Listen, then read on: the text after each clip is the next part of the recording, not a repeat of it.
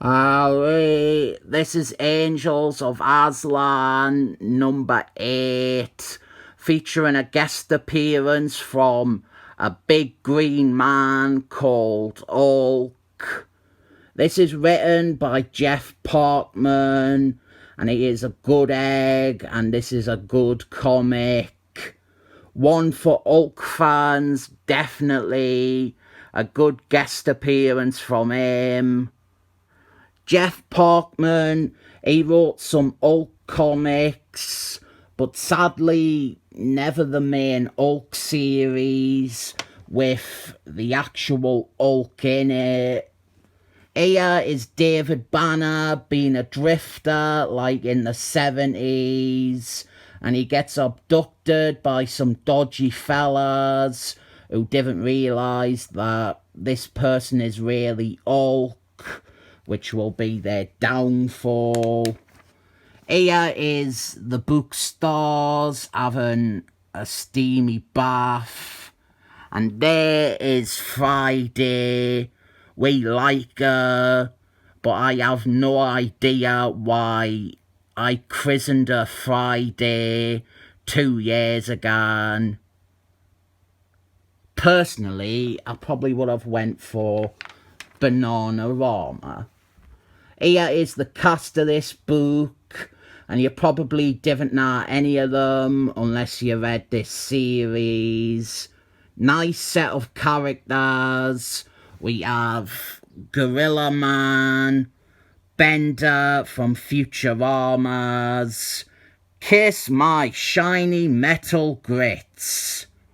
We have Your Anus Boy, Stop Laughing, Sea Woman, Asian Jim, Friday. Did Bananarama have a song called Friday? Maybe that was my thinking. Fun fact, Sarah from Bananarama is a distant relative of writer and comedian Stephen Merchant. Yellow Peril Jr., he was the son of the Iron Man baddie. Pretty good character. We have a black man and a dragon. What more could you want from a comic book team? Sales. Ideally sales. David Banner, he has been kidnapped by these people who are performing very illegal experiments on homeless persons and creating monsters. Invariably, David Banner transforms into Hulk and breaks free. Meanwhile, the Angels of Aslan, they are investigating this exact thing in a very fortunate convenience for the plot. So their paths will cross very quickly. Friday, though, I didn't understand why I called her that, but she is great. She is pure fan service, and unashamedly so. Up here, these are the sorts of hideous monstrosities that this lab are churning out. We have Spider-Man, but the bad kind of Spider-Man. Spider ... man. And so then here comes Hulk. A bit of praise for this issue is that it is a standalone story, but at the same time it doesn't feel short or like it is missing something. What we are up to now is the heroes versus Hulk.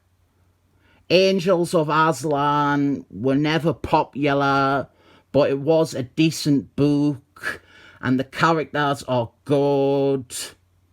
I didn't know what more Marvel could have done to help them. They give Angels of Aslan plenty of shots, and it just didn't stick. There is something distressing that a good comic doesn't reach a bigger audience, while some absolute pig shit sells 8 times as many copies. So this is a three-way fight between the Angels of Aslan, Hulk, and these mutates. And here is a subplot page with the wise sage dragon.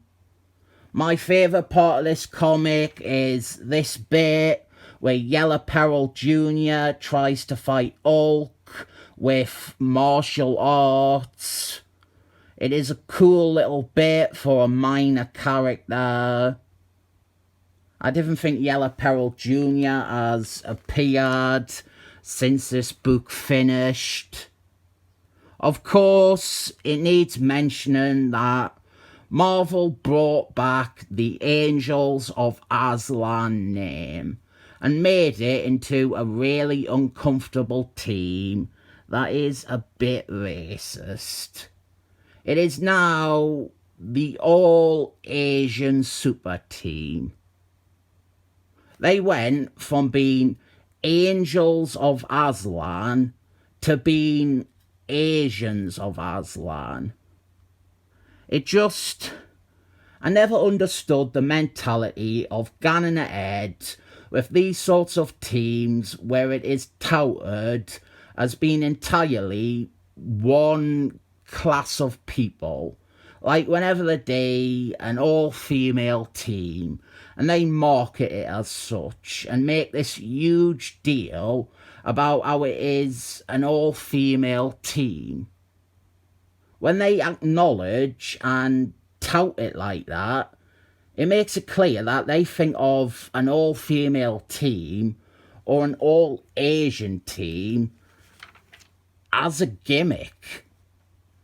It is upsetting to see a team of diverse characters like the original Angels of Aslan be made into like the least diverse team ever. Having an all-Asian team is like the antithesis to diversity. That is the total opposite of diversity. It's unilaterally making the least diverse team possible and saying that it is diversity because they are all of the same race.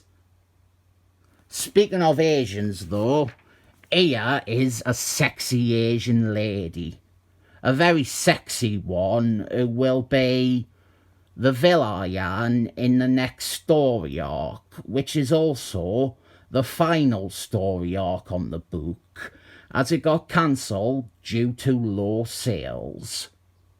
I do love a sexy Asian lady every now and again. And on the all-Asian team, I didn't think they even have one of them. Awful, absolutely terrible. What a waste. And that's not even addressing that by repurposing this name, we are dumping all but one of the characters that were stars of the original series. All of them quite well thought out and distinctive characters that had more going for them than simply fitting into a racial category. We had a lot more diversity in this than in the new version of the team. In this, we have got an Asian man leading. We have a sexy fan service lady. We have a black man. We have a sea woman. We have an alien, a gorilla, a robot. We have another Asian man. We have a dragon. That is diversity. No other team will give you a gorilla and a dragon. 7 thumbs up for that.